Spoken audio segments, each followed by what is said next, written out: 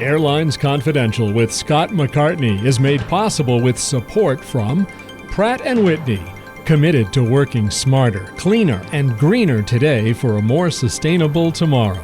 PrattWhitney.com. Infinity Flight, the leader in Cadet Academy flight training programs. InfinityFlight.com. Ontario International Airport in Southern California. SoCal So Easy. And by Cirium, the world's most trusted source of aviation analytics, Cirium.com. We also welcome your business's support. Contact us at airlinesconfidential.com. Welcome to Airlines Confidential. I'm Scott McCartney, and I'm here with the low-cost version of Airlines Confidential. Well, Airlines Confidential is always no cost, but when I say discount version, I mean co-host Charles Duncan and I are going to take a deep dive into the reasons behind the trouble in the discount sector of the U.S. airline industry. So welcome back, Charles, you veteran of Legacy United, Discount WestJet, and Uber low-cost North Atlantic. You've seen it all from both sides now, from up and down, and still somehow it's airline profit illusion. I recall I really just don't know ULCC losses at all. Well, hey, Scott, thanks for having me back. It's always a pleasure. And I know we've talked about this topic, ourselves, but also with other guests over the past weeks. Looking forward to unpacking this ULCC topic in more detail, although I suspect we're still going to leave some things uncovered or unanswered, but we'll dig into it deeper for listeners. And, this is it's a really important topic and worth spending the time on, because we're going to delve into why large ULCCs in Europe are thriving, while large ULCCs in the U.S. are struggling. And we're going to look at and talk about the marketplace here in the U.S. and factors we haven't had time to discuss before. Yeah. There is really a profound change, I think, in U.S. commercial aviation. And we think there's more to the story than simply the math of cost convergence and basic economy fares. I mean, those come up the most, and no doubt they're impactful. And the way the big boys have been able to deploy that against the ULCCs. But anyway, lots to talk about. And in addition to our conversation, I'm really excited to bring to listeners a fun conversation that we recorded with Theo Panagiotoulias. And I hope I know I butchered his name. I've never, as long as I've known Theo, he's the CEO of Star Alliance. I've never done a good job pronouncing his last name. But Theo and I were competitors against one another in Japan years ago, and I'm really looking forward to catching up with him and talking more about alliance issues, and especially after a few weeks ago, you interviewed Nat Pieper, who runs the One World Alliance. And, what's been interesting, Scott, there's so many overlapping elements of these interviews. Nat spoke about working for Richard Anderson and the challenges of managing fleet and so forth there. And I just find that all of our guests have interwoven and intertwined histories, as Theo and I have as well. It's part of what makes this industry, I guess, so much fun. It is. And it is further evidence that when people get hooked on it, they don't leave. And that's right. And, you can learn things at different airlines and take that around. And it's what makes for strong management. Okay, first, some news from both United Airlines and from Spirit Airlines, all of which perfectly tees up our Joni Mitchell dive into both sides now of the airline industry. If you don't know what I'm talking about, Google it. I said last week that the Delta third quarter earnings were kind of ho-hum, some good with some not so good. And the United third quarter earnings last week were more of the same, some good and some not so good news. The not so good news clearly weighed on the market. United shares have been flying high for much of this year, so no surprise that they'd take a hit with a hint of disappointment in their earnings results.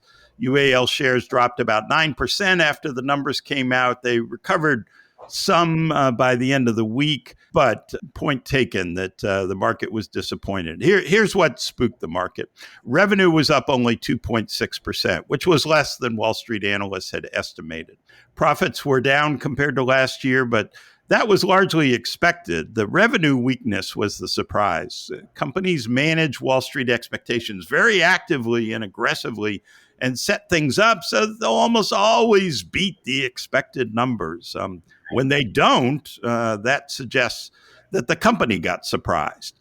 I read a research note from Jamie Baker and Mark Streeter, and I saw Mark Streeter in New York after these, earnings, the conference call last week. And in addition to the revenue challenges, Mark's point of view and Jamie's is that some of the analysts who listened to the call misinterpreted the cost guidance and thought that the cost range did not include the cost of the new flight attendant contract when they thought, in fact, it did, and kind of clarified that. So I think it was, sort of a negative surprise on both, but the company later kind of clarified the cost guidance and maybe made some of the investors feel better. But anyway, still not a great week there for United in terms of the post earnings announcement and conference call. Yeah, no, and the revenue, if you sort of dig into, well, what happened with the revenue? Well, United's capacity was up 7.2%, which is darn aggressive when we look at all the economic uncertainty, the clear air turbulence in the airline economy out there. We do know that while discounters like Spirit are cutting capacity, United's not shy about filling in and, maybe some would say piling on. And make no mistake, Spirit isn't the only target of United's aggressive growth. American Airlines is too, right?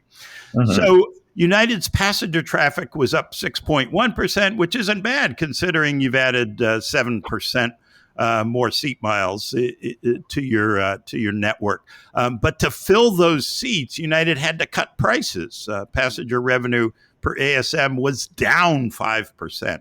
And so that's how you get a revenue disappointment. You throw more seats out there, you got to cut prices to fill them, and down goes the revenue, the unit revenue. United raised its estimate of fourth quarter earnings a touch, but also warned the government shutdown could start having a bigger impact on travel if it continues.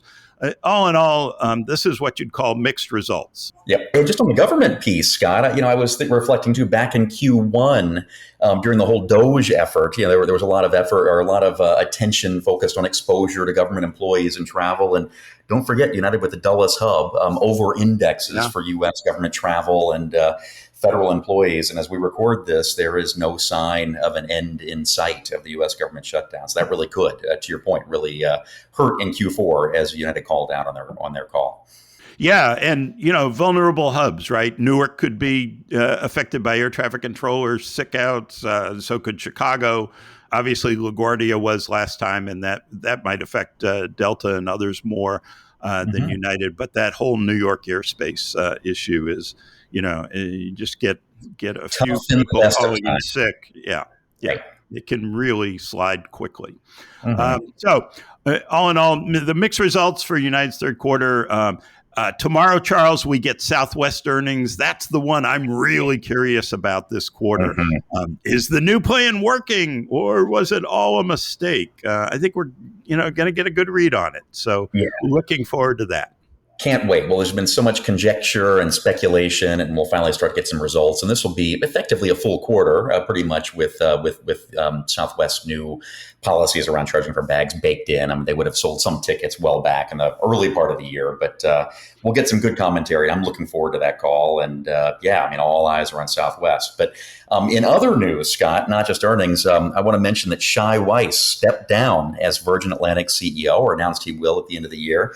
He's being replaced by Corneel Koster, who was, formerly, and I guess still now, the chief customer officer and COO. And, interesting anecdote with Corneel that is kind of interesting. Corneel and I and Theo from Star Alliance were all in Tokyo together at the same time. Corneel was working for Air France KLM at the time and was the number 2 person in the sales force. So I think there's a common Tokyo thread through this week's episode that I wasn't expecting as we were pulling our guests together. But congratulations to Corneel. He's a great guy. I saw him at the Farnborough Air Show last year when he was still COO, and he's been doing great things at Virgin. And I just wish him all the best and know he'll do fantastic things as CEO. I had a And feeling there might be a connection. There's a lot of airline blood that ran through Tokyo in the 90s. evidently so. Yeah, no, it's great stuff. Actually, Robert Isom was in Japan with us in that era as well, and I could probably think of a few others. But you're right. It was a great era. But hey, in other news, and this is a little bit more on the lighter side, although I think if you were Finnair or one of their passengers, maybe you wouldn't think it was so light. But Finnair had to ground half of its A321 fleet last week because the seats were cleaning. Seriously, they got washed, Scott, with soap and water, and that can weaken the fire retardant properties of the seat.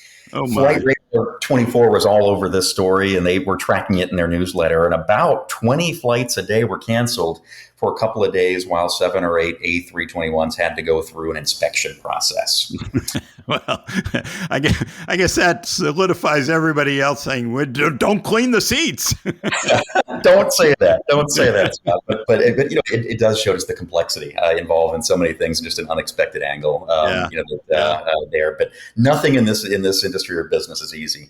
And we had some other dirty news last week, and this coming from the bankruptcy court filings of Spirit Airlines.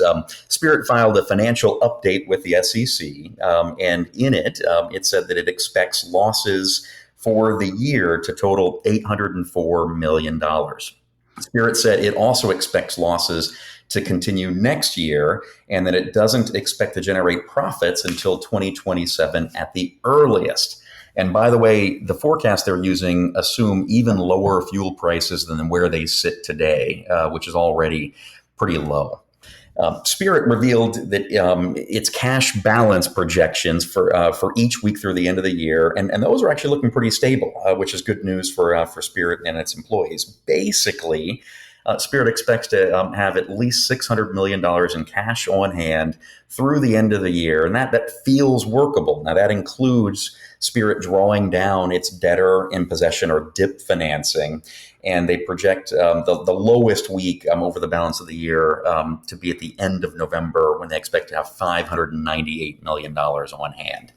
You know, Scott, I know you mentioned last week that you thought the Spirit makeover may well just be getting assets ready for a sale to Frontier. And Spirit's filing seemed to agree. Spirit said in the filing, and I quote, "The value maximizing outcome may be a merger or sale of the company," end quote. Spirit added it is actively involved in discussions. What do you think, Scott? I think that really was the key word: the value maximizing outcome. How can we get the most value out of this thing? And that's by selling it. I thought it was, when you say you're actively involved in discussions, obviously, and they said with multiple parties, so not necessarily just Frontier. Sure. But at the same time, you certainly want Frontier to think that there may be somebody else out there. Mm-hmm. So I thought that was all very interesting. I thought the $804 million projected loss for this year, that's better than the $1.2 billion net loss for last year, but really not much better. No. I added up Spirit's losses for this year and the previous 5 years. 2019 was the last time that it made money. Spirit has suffered net losses of nearly $4 billion over the last 6 years. A lot of money, a lot of value over 6 years, $3.9 billion to be precise. I've said it before, but it's worth repeating. That's a heck of a subsidy for U.S. travelers, and a heck of a drag on other airlines that have to lower prices to match Spirit, or lose those customers of Spirit because Spirit creditors are comping part of the cost of the transportation. So, a fascinating situation, but so I think always worthwhile think of, okay, well, my ticket didn't cover the cost of the transportation. Where's the money coming from? Because, the bills have to be paid, right? And Absolutely. Mm-hmm. And so people have been flying especially cheap on Spirit because creditors, shareholders, vendors, all kinds of people are losing money on the deal. Right. All right. So now that we've gotten that out of the way, I want to take a moment to thank the sponsors who keep us low cost to listeners. In fact, they keep us no cost to listeners. First, thanks to Cirium. Cirium offers the most accurate and precise data and analytics to enable airlines to optimize planning, operations, and passenger services. The right intelligence drives operational efficiencies, enables you to predict market shifts, and helps airlines respond quickly to maximize revenue, manage costs, and seize commercial opportunity. Visit Cirium.com for more.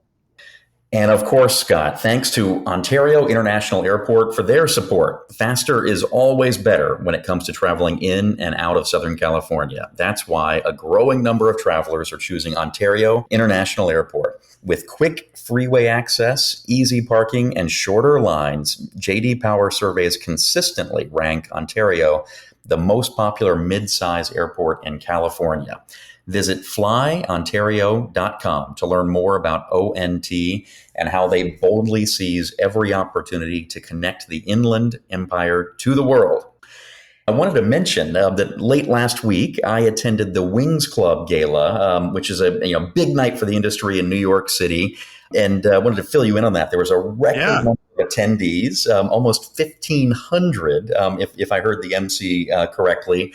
And I'm not a big black tie guy. I had to put on my tuxedo, and that for me is the least fun part of the evening. But once I get beyond that and have my little penguin suit on, it was a wonderful night. I should first acknowledge and just thank Brent Keith, who was my host from Seabury Solutions. They had assembled a great table of guests, and you've got to meet even John Kirby, the recently retired SVP of Network from Spirit, and had some great conversation with him, some of which I may sprinkle into our conversation, things I learned from him in a few minutes. The honoree was Sir Tim Clark from Emirates, and there were a couple. He had a pretty short speech, which is probably appreciated by the audience, but two things stood out from Tim Clark. First, he joined Emirates as part of the startup team in 1985, so 40 years ago. We talked about Pedro Heilbronn, in his 37-year tenure at the top of Copa, but Tim Clark wouldn't have been chief executive the whole time, but still 40 years in one place as a senior member of that team is remarkable.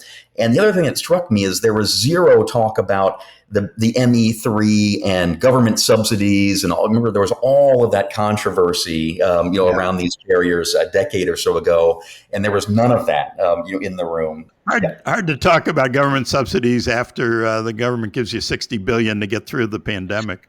Fair enough, Scott. You're right, but it was just really, I remember how much tension and angst, and here he was just welcomed in and celebrated, rightly so, for all of his achievements.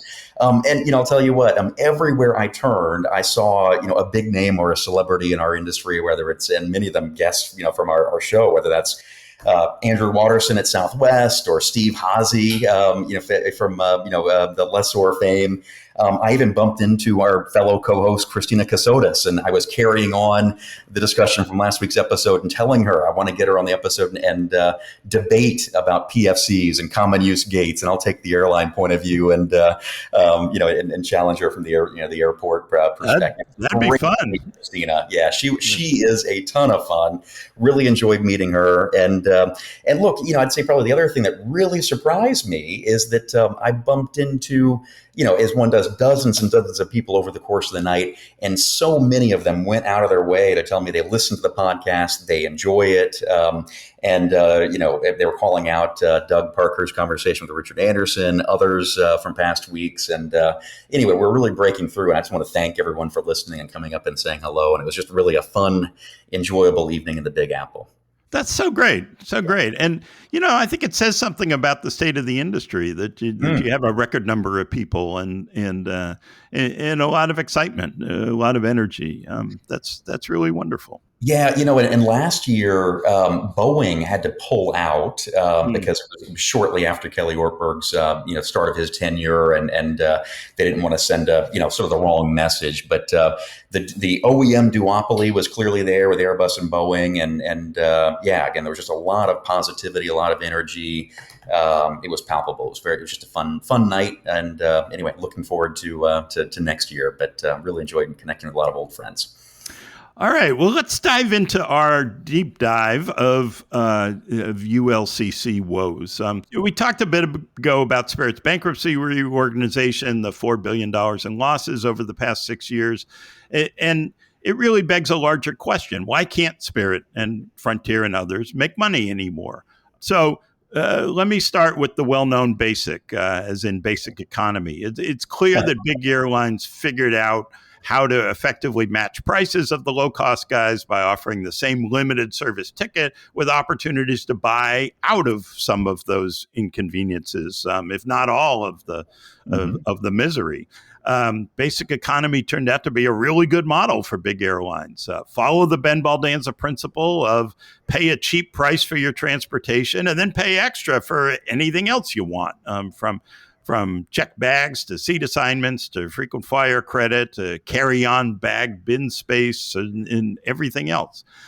Big airlines already had the buy-up opportunities of extra legroom rows, first-class seats, and other perks. And discounters have been the ones who now are trying to respond with better buy-up opportunities in the front of the airplane, right? That's right. To me, the discounters were sleeping on this one, and shame on them. And I remember back in the day some discussions with them and say, oh, no, we're going to be fine. Basic economy is not a threat or whatever. I think they assumed the big guys couldn't match their model and never dreamed that the big guys would come up with a better model of what cheap is. But they have a more robust offering throughout the airplane, and that has appealed to consumers more than what the discounters were offering, and they're only now responding. Yeah, Scott. I mean, you're right about that. Although, I must say, I'm not sure what the ULCCs could do. I mean, even if they understood basic economy and what the ramifications would be for the business model, it's a very powerful tool and weapon that the big guys have been able to hone and perfect. And it's hard. And I'm not so sure that the moving up market, the offering of the big front seats in the first class and these things is really going to be all that effective for them, to be honest. But let's break all this down. There's so many different elements. So, we said we wanted to, let's get basic economy. It's probably cited the most frequently. And we acknowledge that that's a big deal. But there's more, certainly that's in play here overall. Let me say, I've been president of two airlines that have been very cost oriented. The first, I was president of Swoop, which was an ultra low cost carrier in the WestJet group. And our focus at Swoop was to have a 6-cent CASM, and that's in Canadian cents as opposed to U.S., which worked about 4.2 cents in U.S. dollar terms at today's exchange rates. And then when I was at Norse in Europe and low-cost, long-haul, wide-body aircraft, Norse's current CASM ex-fuel is 5.2 cents. And just as a frame of reference, I went and looked at the most recent, financial statements. Frontier's CASM ex-fuel is 7.5 right now, and that's up from about 6.2 last year. And United is at 12.5 cents CASM ex-fuel. Now you need to stage length adjust. You need to take into account the seating density and products and so forth. But just as a frame of reference, when I was running low cost carriers, I was always focused on CASM, and I think that's the way most low cost carriers are wired. And the thinking being, if you have the lowest cost, you can win in the marketplace. But you can't forget revenue. And of course, you've got to have RASM or revenue that exceeds your CASM or your unit costs, and to have a positive margin and be profitable. And as you point out, the ULCCs on this side of the Atlantic have really been struggling to do that. And one thing that I think is a symptom that we don't talk about too much here is that in the name of going after lower and lower unit costs, we've seen the ULCCs on this side, certainly Spirit and Frontier, get larger and larger aircraft. So they've gone from 319s to 320s and now 321s. And when you have a 240-seat aircraft, there only are so many markets you can deploy that in successfully, only so many markets that can absorb that many seats, even with low costs. And so I think that has forced, as Spirit and Frontier have taken more 321s, it's put them more directly in the crosshairs of the big network carriers. And I contrast them with Allegiant, who the vast majority of their network It's smaller gauge airplanes, but these are, Allegiant is flying monopoly routes, and they're able to build and grow markets where the consumer values the nonstop flight that Allegiant is offering. And they don't view Allegiant as a spill carrier, where I think in many cases when Frontier and Spirit are flying between Atlanta and LaGuardia, or Fort Lauderdale and Vegas, or whatever the market might be, Dallas and Chicago, let's say, they're one of many carriers, and they'll tend to get the spill Right. from the majors if the majors allow it. And so I think that these larger gauge aircraft have forced them to fly between bigger and bigger markets. And I think that's something we don't talk about enough, but I think it's a really important element here among many. Yeah, no, I think it's a great point. Not only bigger markets, but also longer markets, right? That's true. And Yep. and I mean, Ben used to always say you don't get paid extra for the long flight. So you're flying that airplane from Fort Lauderdale to Los Angeles. It's still a cheap fare, and you'd be better off flying it from Fort Lauderdale to, I don't know, Raleigh Durham, or something shorter on the same fare. Your operating costs would be lower. I mean, it's a fascinating topic, that growth that continued, and you said. Not sure as much what they could do to respond to basic economy, and I think that's right. But one of the things they did in this period was grow very rapidly, right? Yes. And that may have been too much. I mean, for Spirit to go from 100 airplanes to 214 and now going back to 100, that sort of suggests that, and they didn't make any money in that period. So it's hard to keep your costs low if you're not growing. On the other hand, it's hard to make money if you're growing too much. Yeah, well, and look, I mean, there are so many elements here to cost. I mean, one, and we certainly hear from Scott Kirby and others around, this point of cost convergence. And, Yeah, I mean, I start with that and think about the pilot shortage. And we've sure. talked in past episodes, but, it's certainly like the Spirit labor agreement for their pilots is paying pretty much very, very close to the same thing that the United Airlines pilots earn for flying the same type of equipment and so on. And so the pilot shortage and the 1,500-hour flight rule and some of these things have all kind of come together to force higher costs on the ultra low cost carriers. And then another factor that's hurting their costs is that coming out of COVID, there was originally those first couple of years that revenge travel notion, and there was heavy demand on 7 days a week. But we've seen now the demand getting more peaky, and the ULCCs flying less on Tuesdays and Wednesdays, for example. And lower utilization brings higher unit costs, and so they're really getting hit in a number of ways on the cost line, and it's a challenge. Yeah. Yeah. So I want to dive in a little bit on two large issues that I think don't get talked about enough. And one is the broad changes in the U.S. economy, where we see a growing income gap, right? The higher earners are doing better than the lower earners in this economy. And that translates, if you look at the restaurant world, fast food and all, it's the McDonald's, Burger Kings and all that are really struggling. McDonald's has had to sort of come back with new value menus and stuff. Absolutely. How do you get people to go to McDonald's? Well, Chili's is having a great revival under really innovative leadership, right? But people are willing to pay more, or the consumers who are going to restaurants are the ones with the disposable income that they have, and those are the same people who have the disposable income to travel.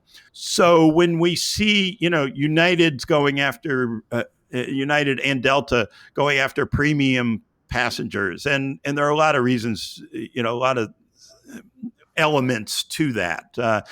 Delta's bulked up in cities with a lot of high earners, right? And so that helps attract that. But I think that the consumers out there with disposable income particularly post-pandemic, they're willing to pay for extra legroom in ways they weren't before. It's not seen as much as a commodity product. Oh, I just want to get to Denver.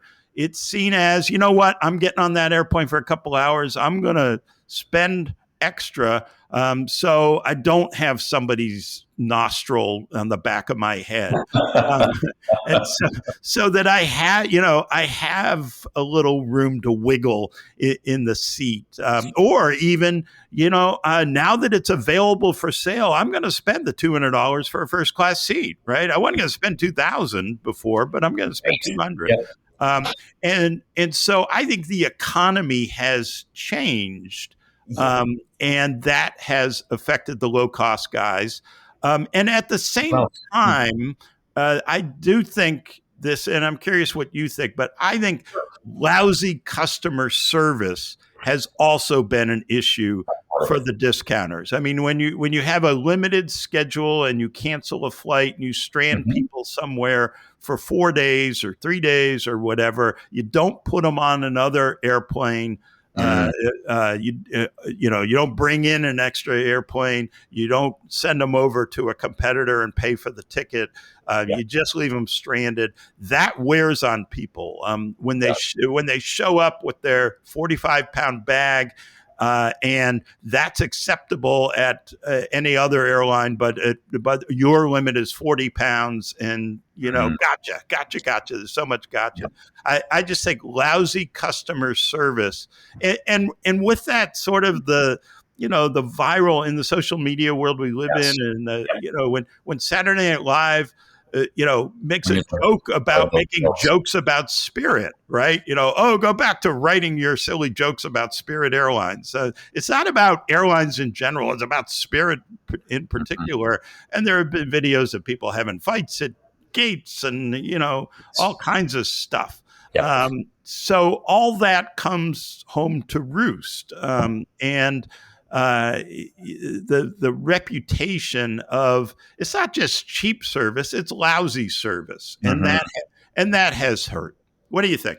Yeah, well, Scott, I think you're right. What I would say, there is no doubt. There is a perception challenge, has been for many, many years with Spirit. Interestingly, it doesn't exist with Frontier. I think Frontier's got a pretty good reputation in the market. It certainly isn't the lightning rod that Spirit is, and the butt of jokes with a late night. But I will say Frontier pissed off a whole lot of people over refunds in the pandemic, and the Colorado Attorney General said they'd never seen anything like that. Oh, wow. Okay.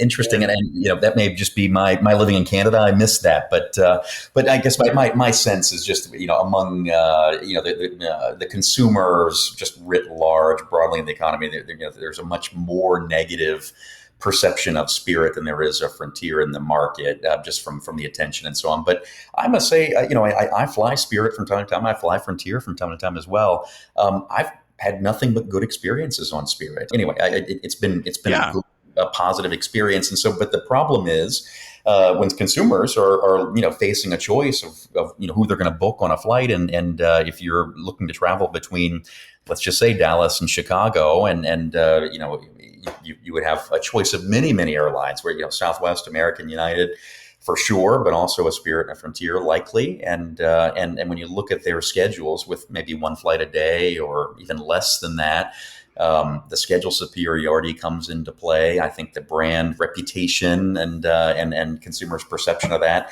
is a big deal. And look, you just have things that, these, mandatory reservation fee, or a fee to use, the lavatory perhaps, or what, I'm going to be nickel and dime for everything, or the 40-pound bag. All of that, I think, does accumulate and hurt the ULCCs. And I think, in my mind at least, there's a stronger negative brand association with Spirit than there is maybe the other guys. But I come back to with a network and Allegiant. They have their own challenges too, but I think they're much more successful these days because they're able to fly point-to-point nonstop routes that others don't. And the communities they serve as a result are grateful to have the nonstop service and to avoid connecting in a big crowded hub. And I think that's a real differentiator for them that helps them, just set them apart, and so just there's an interesting dichotomy in those business models. And we see that too with the Breezes of the world as well, as they're doing more point-to-point flying, or even a Bello with some of their flying out of New Haven. Right. No, New Haven's a great example. I mean, find an underserved market. There's a large population center there. It seemed brilliant to me. It was a really good move, and you can win that.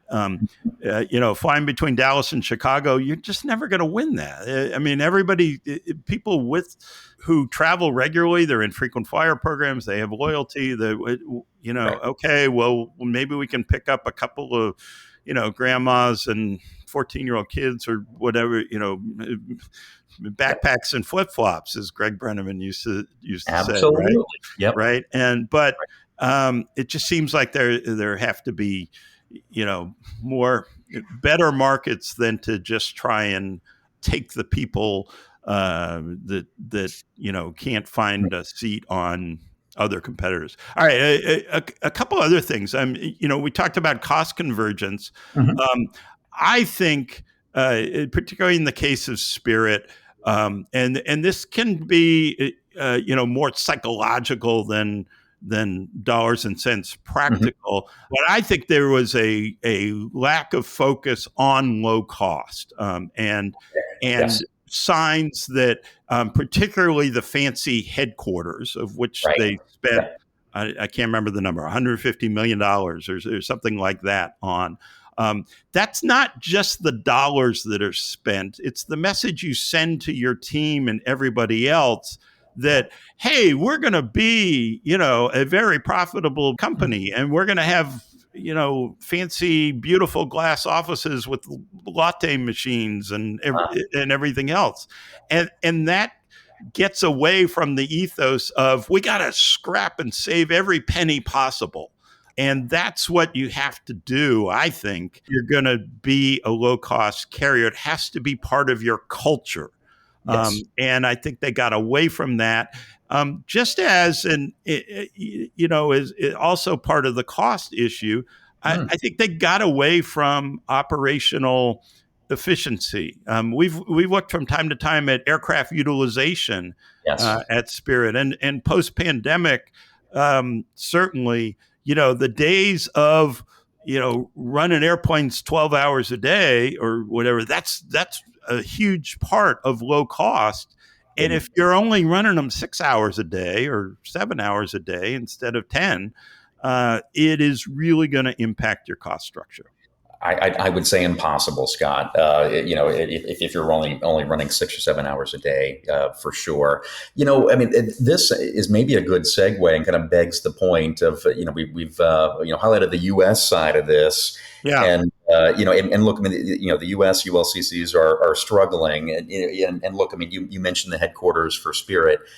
I can assure you that Ryanair's headquarters in Dublin, or even EasyJet's, frankly, at Luton, outside of London, are not luxurious. I've actually spent a bit of time in both locations, and look, the headquarters is more than just the headquarters. It sends the messaging to the whole company, the whole team. That's right. Everybody you have in to negotiate a contract. They Absolutely. say, well, wait a minute. This is nicer than United's. Why should I give you a deal? Sure. And so 20 years, 30 years in for Ryanair and EasyJet, they've continued to be heavily focused on cost. And then, the other, more so, I'd say certainly than maybe some of the U.S. carriers. But the other aspect is they have schedule superiority. So Ryanair and an EasyJet in most of their markets are not doing the equivalent of flying Chicago-Dallas, where they have one flight again, a day versus a big network carrier with 10 flights a day. The European carriers are larger far larger. And we can unpack maybe, why did that happen, or how did it happen? But I went and thanks to our sponsors at Cerium, I went and pulled market share data for the ULCCs on both sides of the Atlantic. And in 2024, just quickly, Spirit was 5% of passenger share, Frontier 4%. Allegiant 1.9, Breeze 0.5%, Novello 0.3. And we know the big four have an 80% market share. So the balance there being the largest being Spirit at 5. If you look at intra-Europe, and this is a little bit tricky on the European side because the European carriers may fly to the Middle East and Africa, or North Africa and some of these points, but intra-Europe, Ryanair has by far the largest share, 17%. So they have, close to the same share that the big four would have here, within the US. Number 2 is EasyJet at 8%. And then quite close there is the Lufthansa Group. And if you bundle all of Lufthansa's carriers together, they get close to 10% share. Air France, KLM combined have a 5% share of intra-Europe seats. IAG Group is a little bit larger at 7 to 8%. Wizz has 5%. But again, if you come back and look, Ryanair is by far the largest player in the market. And I think that scale, that size, because they've gotten that big, Ben would talk years ago about the S curve, and when you get into markets and the more schedule superiority and presence you can build, it becomes a positive flywheel effect, and you get bigger and bigger because you've got the better schedule and consumers will prefer you. And that is the exact opposite of what we see here in the US in terms of schedule inferiority, in most cases for the big ULCCs. So I would start there. We can unpack even more things, but in terms of the European ULCCs, they've got a much larger market presence, and they continue to be really, really focused on cost, and with that, utilization of aircraft and so on. And, they've built up that size and scale by using and sticking to the secondary airport strategy. And I think that's another differentiator, right? The ULCCs in the US got away from the satellite airport idea. Ryanair and EasyJet didn't, sort of out of necessity, right? They're never going to get Heathrow slots to build up, but who needs them? Build up all, and there's good airport network. There's good airport network here too. You could build up secondary airports all over here, and they did that, and that makes them harder to attack by the Lufthansas and BA and Air France's, right? I mean, you look at it and say, well, they haven't really done basic economy the way the U.S. airlines have, and they haven't worked at taking back that market share or taking away that market share from them. But it's just a different beast when you're running all those flights to satellite airports, and people are okay with that. Now, some travelers want to go to Charles de Gaulle, and some are just fine going elsewhere. Yeah, Scott, I mean, I agree with you largely, but listen, I mean, I think Ryanair, certainly Heathrow is the best example. There is no low-cost carrier presence there for the reasons we know, but EasyJet's the number one carrier at London Gatwick. Ryanair have a massive presence at Stansted. EasyJet has a massive presence at CDG, at Charles de Gaulle in Paris. Of course, Ryanair's headquarters is the Dublin International Airport. So they don't entirely avoid the primary airports and cities, but they also will pick up and shift presence, and they focus on the airport costs. And right now, famously, Ryanair is battling the Spanish airport operator and pulling flights out of regional cities and so forth because they're not and shifting to Barcelona and the bigger Spanish airports because the costs are the same. And so they continue to be happy to pick a fight, with the regulators to drive home the low cost message and point, for sure. But again, Stansted and Gatwick are good airports for the London metro area, and they just steer clear of Heathrow. I'd say it's probably the one big exception there what they do. Right, but that's Dallas Love Field or Baltimore or Houston Hobby or Chicago Midway, or and you can go farther, and there have been battles of hey, let's take McKinney, Texas, near where I live. That's going to become a commercial airport. I mean, I think it'll be a good example of hey, there is pavement here that we can use to land a 737, let's work to take advantage of that. Yeah, and look, I think there's some other aspects here as well. I mean, I reject the notion that European consumers are different than American consumers, but I think that the notion, just because you have so many different national carriers in smaller countries, it took a lot longer. It's only been fairly recent that you have the three consolidated groups in IAG, Air France, KLM, and Lufthansa Group in Europe. And Ryanair and EasyJet were growing and gaining scale and creating a pan-European brand long before IAG was formed and before Lufthansa Group had and they still are using their various brands in Austrian and Brussels and Swiss and so forth for Lufthansa, where it's one Ryanair name, one Ryanair presence, and so consumers know what that is. And as they've built their presence and gotten scale, as I said before, in many cases, they've got a better schedule and a better presence than the big guys do in Europe. And oftentimes it comes down to price and schedule. And then there's one other really important difference, I think, in Europe that handicaps the big guys, and that relates to loyalty. And it ties back into the credit card interchange fees. So I did a little bit of quick research, and in the U.S., the interchange fees have no cap, but average about 2%. And that 2% that's charged to merchants is used then for these loyalty and travel related cards to drive business to in our case the big three, the big four. In the EU, credit card interchange fees are capped at 0.3%, and there's just no money. There's nothing there. There's no currency, no investment that can be funneled to the big network carriers in Europe to use and compete indirectly. As we've talked about many times, the big three in the U.S. are losing money on air travel and getting all their profits from loyalty programs and so on. And that revenue pool, that source of profits, just isn't there in Europe because of the interchange fee cap. And so right. I think that's an important advantage for ULCCs on that side of the Atlantic. Yeah. No, that's a great point. All right, before we bring in Theo from Star Alliance, let me offer our thanks to our longtime sponsor, Pratt & Whitney. At Pratt & Whitney, the pursuit of more sustainable aviation is foundational. For decades, Pratt & Whitney has been at the forefront of revolutionary advancements in aircraft propulsion technology. And by working smarter, cleaner, and greener today, they are committed to supporting the aviation industry in its goal of reaching net zero CO2 emissions by 2050. Learn more about Pratt & Whitney's smarter technology, cleaner fuel, and greener business at prattwhitney.com. And thanks to Infinity Flight. As a proud partner of the American Airlines Cadet Academy, Infinity Flight delivers high-quality pilot training designed to meet the exacting standards of today's commercial airlines. Infinity Flight is building the next generation of airline pilots, focused, prepared, and ready for the flight deck. Learn more at infinityflight.com. Infinity Flight, the trusted choice of aspiring aviation professionals and the world's largest airlines. Okay, Scott, let's bring in my friend Theo from Star Alliance.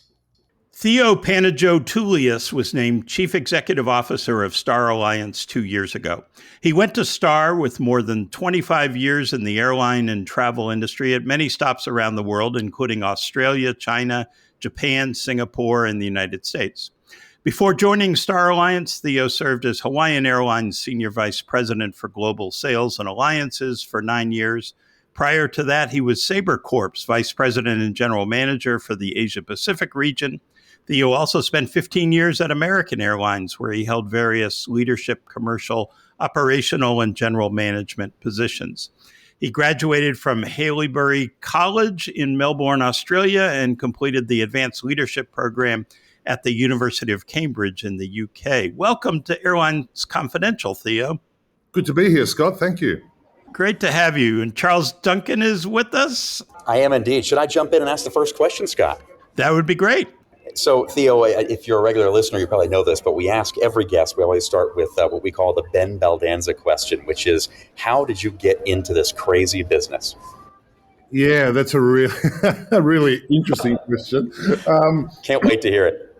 When I was a kid, I always dreamt of being a pilot. And my father was a greengrocer, and he had this captain from back in those days, Ansett, Australia, coming into the store. And I spoke to him about it, and they actually arranged for me to have an interview, but it turned out I was too tall. And as a result of that, I'm like, what am I going to do? How am I going to get into the aviation industry? And I found my way in joining American back in the 90s, but I always had aspirations of being in the airline business, and it's everything I didn't expect it to be after joining back in those days. You hear the stories of back in those days of discrimination on flight attendants and body size and things, but I think you're the first person I've heard who was found his place because you were too tall and couldn't fly. I love that. Yeah, that's very interesting. Very interesting. All right. STAR was the first of the global alliances, launched 28 years ago. It's also the largest of the alliances. What's your assessment of where alliances are today? Is it a mature part of the business or still developing? Are they lagging or are they leading? I think you'll find, after I've been here for the last 2 years, the clear aspect of it that I've observed is alliances have clearly evolved, and I still think they're highly relevant, but in quite a different way to what it was when the alliances first established. And obviously, as you quite rightly pointed out, STAR was the first alliance, and it is the largest, and it was a network play at the time, and it was all about bringing partner carriers together to assist each other or leverage each other's networks, if you like. And when you go beyond the network play, then you had the awards and recognition aspect, which is a very, very critical part of an alliance and what it brings to the traveling public. But the last, I would say, 5 years in particular, there's been a clear shift. I know at STAR, and we've got a very clear direction, and we've evolved very much towards the customer experience and what we can do to harmonize the network, how we can make it as seamless as possible. And then within the alliances, what you've also seen is you've seen a natural evolution of joint ventures. I've had people talk to me about that and saying, well, why are alliances relevant when you've got joint ventures now? And they coexist quite naturally because joint ventures are very specific to certain carriers. They're on very specific geographies, which is in essence, a different flavor, if you like, of alliances. But the broader alliance value proposition is as strong as ever, but it has pivoted and it is very much focused on the customer experience, as it should be, because ultimately these types of business arrangements and partnerships need to be serving the best interests of the traveling public. Theo, really appreciate your answer. And it reminds me of two things. I wanted to ask you about seamless, or the seams that may exist in travel, and how the JVs work. So, and you hit on both of these right off the bat. Can we talk about the seamless aspect? I mean, I think back to my time when I worked at United, now more than 10 years ago, and we talked about an aspiration for seamless travel, but I think we acknowledged there were still seams that came into play, whether it was seat assignments or printing boarding passes or just challenges with lounge access and so forth. So it sounds like you're making good progress along those lines. So maybe what seams still exist, or what are you still trying to focus on to make the overall travel experience between carriers better or smoother? Well, I think the way you call it, Charles, what seams still exist. There are endless amounts of seams. I mean, let's be open and upfront about it. This is a journey, and the way we are approaching it is you look at the touch points from the moment travelers are looking to make a booking all the way through to the airport experience, connections where they're applicable, the rewards and recognition piece. There are so many touch points along the journey and areas that we do need to focus on. And so it's a very long-term aspiration. We are not going to resolve every problem immediately. And so I think it's important to be realistic and practical about it. Nevertheless, that doesn't change the fact that this is the area that we must focus on. I look at it from a Star Alliance perspective, what our role should be. And it is very clear to me. Our role is to do stuff that the airlines cannot otherwise do on their own or cannot do efficiently on their own, right? So some of the examples I would highlight to you, I'll give you a simple one that's working very well for us and still more work going on, and that is bag tracking. So you can imagine a traveler that may be flying from Singapore on Singapore Airlines, connecting to United in Tokyo, going over to Chicago, and having the ability to track your bag across both airlines with one app is a classic example of seamlessness, and most importantly, something that customers really value. The other one you touched on was seat assignments. We've got 90% of our membership now having the ability to do seat assignments across member carriers. And the next step that we're in the middle of finalizing now is having the ability to do paid seats across member carriers. So these are some of the examples, and the big initiative that we are starting to work on now is how do we make it more seamless when there are irregular operations? And that's a massive touch point. That's an area that when things don't go right, and as we all know quite well in this business, it's a complicated business. Things don't always go right, but how do you deal with it when it occurs? And so we're working on that now, and we're leveraging technology and digitalization to make those types of experiences more seamless. I'm curious about the technology. You mentioned bag tracking with apps. Can I do that with my Singapore app or with my United app, or do I have to have Star Alliance app, or how does it work? And I'm also curious if your years at Sabre have helped with this.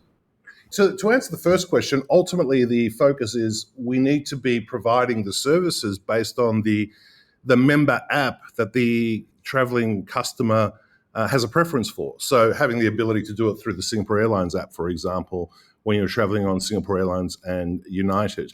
The way we leverage technology, Scott, and going back to the point where I stated that we provide services or we do things that the member carriers cannot otherwise do on their own in an efficient manner.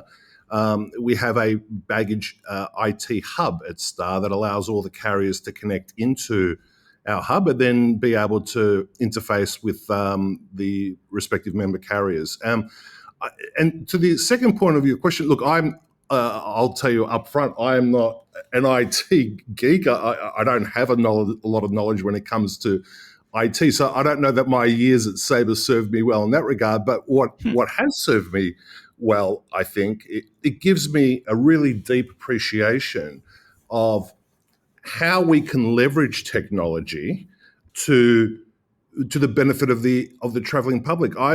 People have heard me be quite a strong advocate about this, in that I think our industry has done a lot of good work in recent years leveraging technology, but I would say historically we've lagged other sectors quite significantly, and we're playing a bit of a catch-up game. And one of the reasons I believe we're playing this catch-up game is when you think about how people function these days and the role that phones have and how smartphones have and how people use them. This is not even an expectation anymore. This is that people want to be in control of their own destiny. They are demanding these things. And when you look at competing industries, they're very responsive to customers' demands of having control of their own destiny. And our industry is aware of that now, but we have been playing a bit of catch up for several years. Yeah. Theo, I want to go back to the joint venture point you made, because you said people ask you this question. It sort of comes to my mind where you have almost like the mega carriers, or maybe like the cool kids club within the alliance. Those who are the JV partners, and those who are maybe locked outside. And I almost picture, in the U.S. we have the Thanksgiving holiday, and we have like the adult table and then the kids table off in the corner. And I've almost imagined perhaps like a Star Alliance meeting of like your chief executive board, maybe looking like that. It doesn't sound like it is, and I'm sure you'll tell us that it's not. But I mean, how do you deal with the tensions between partners if, let's say a TAP Air Portugal is not in the Atlantic joint venture, or I don't know, the Singapore Airlines is not in a Pacific joint venture, that sort of thing. How do you manage that, or is the tension not there? I mean, to be perfectly honest with you, Charles, what you've just shared with me, I've heard those perceptions before, but I don't see those tensions. And and I'll share what my perspective on it is. I'll reinforce what I said before, and that is the joint ventures that are out there. They're not global joint ventures from a perspective of how they're structured. They are very specific to geographies. So, as you quite rightly pointed out, there are trans-Pacific or there may be transatlantic joint ventures. They're very specific between geographies. And these are commercial arrangements between specific carriers that get government approval to be able to cooperate and work together.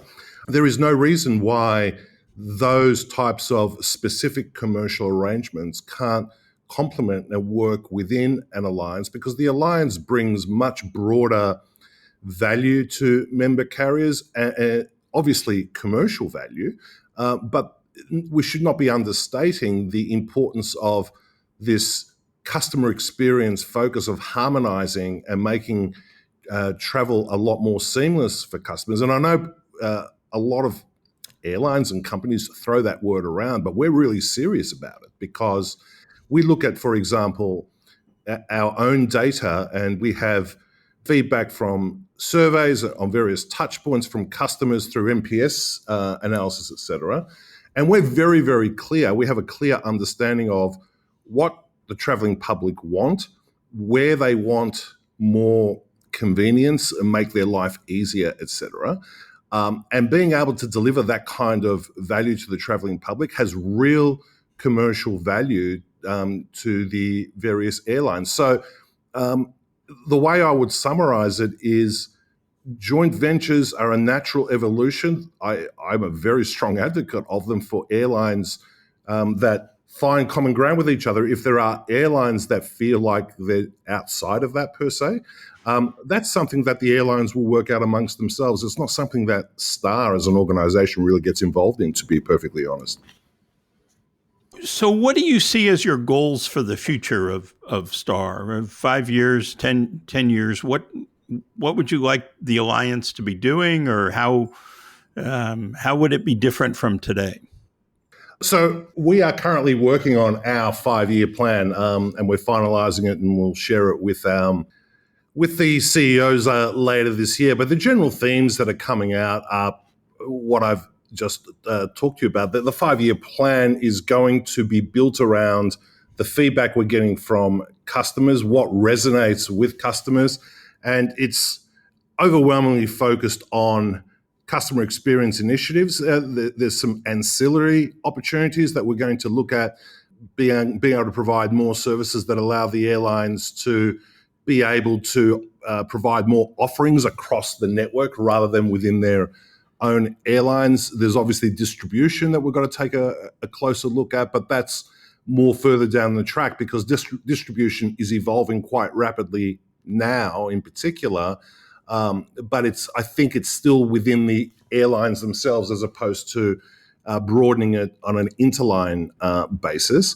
But the themes for us is largely customer experience, operational themes. I touched on before irregular operations. That will be a big one. And if we get that right, in being able to improve the customer experience when there are irregular operations, being able to track bags across all member carriers, having the ability to do seat assignments, upselling, and being able to offer things on a much more personalized, bespoke basis for customers, then we will have done our job in essence. And as I outlined at the start, and no pun intended, but it really is a journey, because there are so many touch points that we have to address, because as we all know, this is a very capital intensive, complicated business, and it is important that we are confronting those problems head on, and we are leveraging digitalization more than ever. And I think that's the key to the success from an alliance perspective. I love that, Theo, and certainly focusing on irregular operations makes so much sense, and of course is so difficult to do. So hats off to you and your team for taking that on.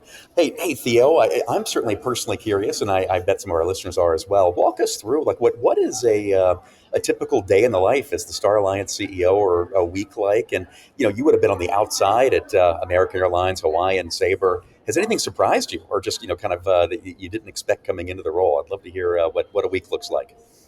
in your Yeah, I shoes? think what I've discovered in this role now, being here for a couple of years, is that we have 25 members who have got 25 different business models with different cultures, different priorities, and trying to reconcile all that to be coming up with a strategic direction and specific initiatives that aligns with that has been both challenging but really interesting. And what I've shared with my team in particular is to be taking the time to be understanding and listening to all these different approaches to the business, because it's really not a matter of right or wrong. The overwhelming majority of these businesses are very, very successful at what they do, and they are tailoring their business to their specific demographics, target audiences, communities, etc. So it's finding consensus and sweet spots that allows us to have a clear direction and specific initiatives moving forward. And what has been pleasantly surprising is the member carriers are all in with Star. We get very, very strong support. They see the value in it. They make sure that their voice is heard, which is great. And it is important to make sure that they are heard, especially as we come up with these types of initiatives that have got the specific consensus. So to be able to do that successfully, you have to be out there. And so, as I said, we've got 25 member carriers, so I travel a lot. But it is important I do so, and it is important to be having a clear understanding of what priorities and what they want as a focus. Ultimately, we are here to serve the member carriers, but the really important part that I find very energizing is how supportive the member carriers are of the alliance and their genuine belief in the cause. Every day I get up to go to work, I always feel inspired to let's go and make a real difference. And that's where I go back to our absolute clear direction to focus on the customer experience and make that better across the membership, because that's where the member carriers are all completely aligned. There is clear consensus on it, and they're all in. And as we talked before, there are so many touch points to deal with. There's never a dull moment, and it is never boring. I'm sure. It's interesting you mentioned that member support and the buy-in, because it was one of the questions I always wondered, was it a struggle to get funding from the member airlines, because they've got so much pressure on capital and resources in front of them with their own business that sending it off to the Star Alliance or any alliance might be tough. Yeah, but they hold us accountable, as they absolutely should. And I think, like any business, as long as you can demonstrate to them a clear direction, the value proposition, and what the ROI is going to be on that kind of investment, like any business, they're going to be fully supportive. So it is our responsibility as an organization to go forward and share with the stakeholders, here's what we're working on, here is the plan, here is the strategy, here is what you as our members are going to get out of it, and here's what it's going to cost. And I think, like any business, if you demonstrate that, you are going to get full support. And what I have experienced with the member carriers is they hold us accountable. Well, I would be shocked if they didn't. That's not an issue for me at all. But when you demonstrate a clear plan and what we're focusing on, they've been great. They're really fully supportive. And we're in the budget process as we speak right now for next year. Just last week, I think we had the working committees across the member carriers in Istanbul getting together to prioritize what we're focusing on. Because ultimately, whatever we're focusing on, especially from a initiative-specific perspective, that's got to come from the members. It's not coming from us. We will facilitate, we will mediate, we will highlight issues, etc. But ultimately, they will vote on it. And once you've got that from the working groups, and you can take it through to the management board and then ultimately to the chief executive board at the end of the year, it's been fully endorsed by their own teams. It's been fully funded by their own teams. What we want to make sure at the management board and chief executive board level is, are you comfortable with the direction? And then we're good to go. So I think the the process that we have in place, the engagement across the member carriers is really robust and healthy. And ultimately, I think we're in really good shape as we hit 2026. Super interesting. Hey, I must admit, Theo, that Scott pointed out to me, I wasn't aware that Star Alliance has issued or is issuing its own credit cards at the alliance level, and was curious to hear more about that. We know how important loyalty and the credit card programs are for so many airlines globally, and certainly many of your your member carriers. But what's the thinking behind an alliance level credit card for Star? Yeah, the rationale and the approach to that, Charles, has been we've introduced a credit card in Australia, and the rationale behind it, if I take you back to that initial lens that I referenced, and that was doing things that the member carriers cannot otherwise do on their own or can't do as effectively on their own. In that particular case, and admittedly that's still a test, if you like, because we don't have a home carrier in Australia, we all came together and said, you know what, offering a credit card at an alliance level on behalf of the member carriers may be more effective when you've got a home carrier so strong in that country. It may be more effective to compete on that basis. And it's the principle of that is not that much different to the reason we opened up a lounge in Paris, or why we have the co-location at Terminal 2 in London Heathrow.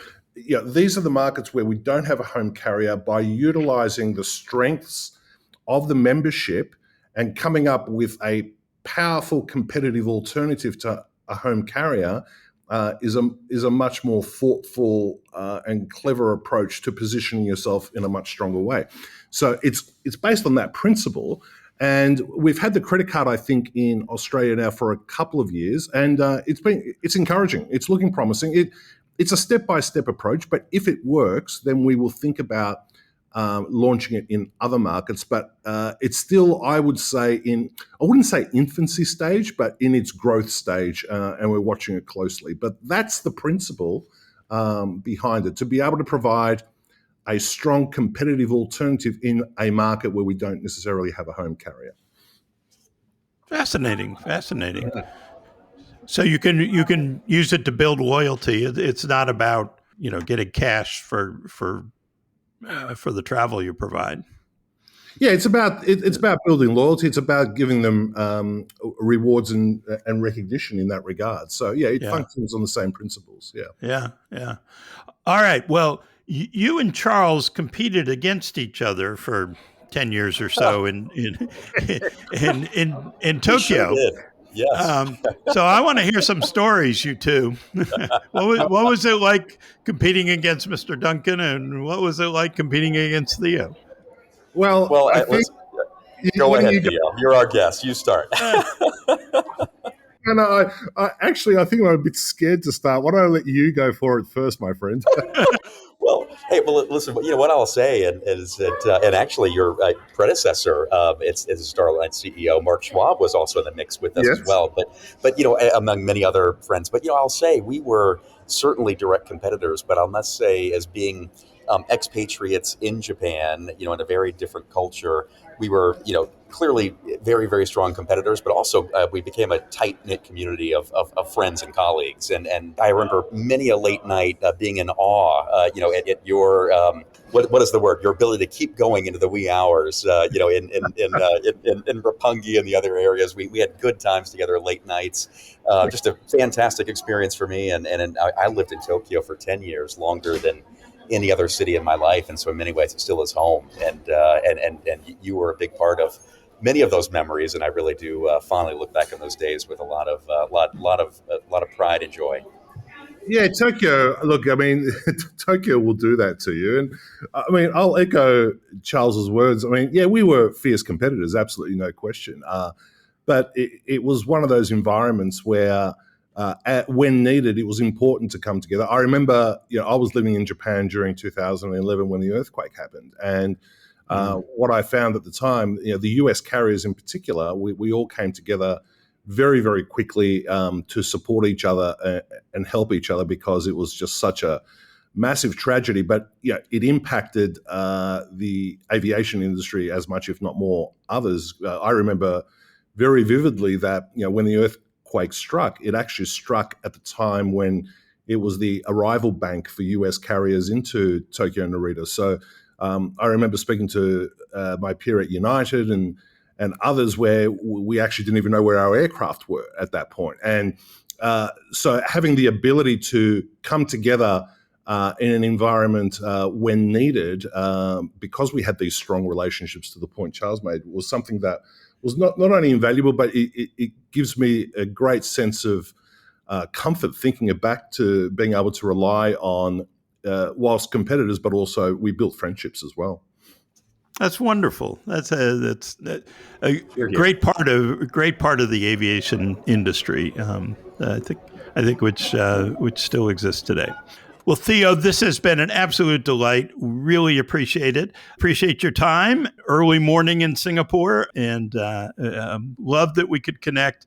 And let's check back and see how progress goes.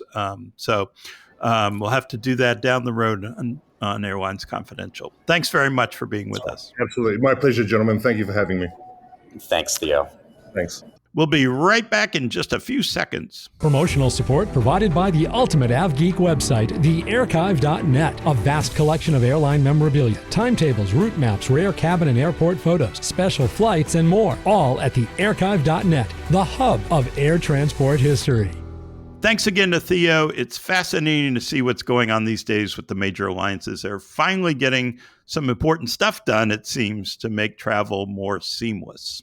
You're right, Scott. It's, Theo's got a tough job. You think there are 26, airline members in that alliance, and he has to host and organize the chief executive board. And can you imagine organizing a board meeting with personalities like Scott Kirby and Karsten Spohr and Pedro Heilbronn and 23 others, and doing that on a quarterly basis? He's got a big job, and really, really thanks to Theo for making some time to have that conversation with us. And it's just fun to hear about how the alliance model is maturing, decades in here now.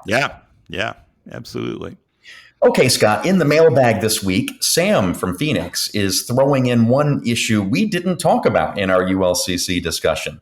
Sam says, in several of your previous podcasts, the subject of, quote, why are LCC currently growing successfully in Europe but suffering in the U.S., end quote. Many of your co-hosts and some guests have presented some great feedback, from Europeans are less picky to U.S. longer average flight legs make the model harder in a moment of manpower cost pressures. I agree with these, Sam says, but would like to present an additional factor which may be a little controversial. I would argue that the passenger protection laws in Europe, and Sam's referring to the EU 261 laws, that these laws make it a little less concerning to fly with the low-cost carriers. Personally, I have never wanted to buy a ticket with Spirit and find myself stranded somewhere with no financial compensation and no interline agreements to put me on someone else's flight. In Europe, I have flown EasyJet and found comfort that if a delay or cancellation occurs, there would be compensation for the costs I would incur, which are protected by law. It seems that we are now clawing back what little protections that the U.S. was trying to afford passengers. What do you think? Thanks, Sam. Scott, what do you think? I think there's something to that. I'm really curious to hear what you think, having been an operator on that side. Yeah. I think the EU 261 laws not only offer passenger protections, but certainly encourage better behavior at airlines and give airlines a financial incentive to work harder to avoid cancellations, disruptions of their own making, right? I think it does level the playing field some, and I talked about the bad customer service issues, and I think Sam may have a really good point here. Yeah, listen, there's no doubt, Scott, that it does help to level the playing field. You probably won't be surprised to hear that. I mean, this EU 261 law was just a huge pain in the neck for me as an airline operator. And one of the challenges, from it was we might have passengers who were entitled to $600 or $900 in compensation for a flight delay, and they only paid $200 for the ticket. And so you're right. I mean, it certainly, drove us to operate on time and to focus on those metrics. But in a lot of cases, it just created some distorted outcomes. And there also are these legal firms that it has created this whole cottage industry that I think has diverged very much from what the legislators originally envisioned. But Sam is right. I think we both agree that EU 261 helps to level that playing field between the big network carriers and the ULCCs in Europe. In the U.S. back in the regulated days, there was Rule 240, where you had to put somebody on some other airline, right? And then the airlines would settle up between themselves every month. And I think that gave people some comfort. Hey, if I go to Vegas on Spirit and Spirit gets canceled, I can get out on Southwest, and not out of my pocket, but out of Spirit's pocket. I've always thought bringing back some semblance of Rule 240 might make sense. The whole idea is get people where they need to go, where they bought a ticket to go. I'm not so worried about compensating them $900 on a $200 ticket. That's crazy. But on the other hand, leaving them stranded 4 days in Vegas at their own expense is also a problem. Well, look, and this could be a whole other hour-long topic on a future episode. But ultimately, I mean, I think where you come down on this issue will depend on whether you think it's a regulated, sort of almost like a utility type industry, or one that's competitive and free market. Because the big network guys can say, hey, I mean, I've invested all this money in a huge network and frequencies. Why should I have to bail out at my low cost competitor when they fail? And I've got all the infrastructure here, and so Absolutely. I mean, ultimately, that Rule 240 very much dates from and comes out of a mindset of the Civil Aeronautics Board and era of regulation and so on. But I think you can have a spirited debate, and both sides can be right in that. But I can imagine the big carriers having a challenge or fault with that. But listen, I think, Scott, we're at the time we should call it, because we can keep on. This has been a fun conversation. Thank you for having me. And really enjoyed it. And let me add my thanks again to Theo, and thanks to everyone for listening. And we will catch you again next week. Thank you, Charles, so much. This has been really, really fun and I hope enlightening and interesting. I'll be back next week with a special edition that I hope won't be too Halloween scary. Me with two major interviews. I'll be talking to Andrew Watterson of Southwest Airlines about how the Southwest transformation is going. Very timely check-in there. And I'll be talking to Jay Sorensen, president of IdeaWorks, our friend who is out with his yearbook of ancillary revenue data, which I think everyone will find interesting and full of some important surprises and timely findings. Since Southwest is now all in on fees and ancillary revenue, it seems like the perfect pairing. Sounds great. So until next week, so long, everyone. Thanks for listening. This podcast is produced by Mass Media. Info@massmedia.net.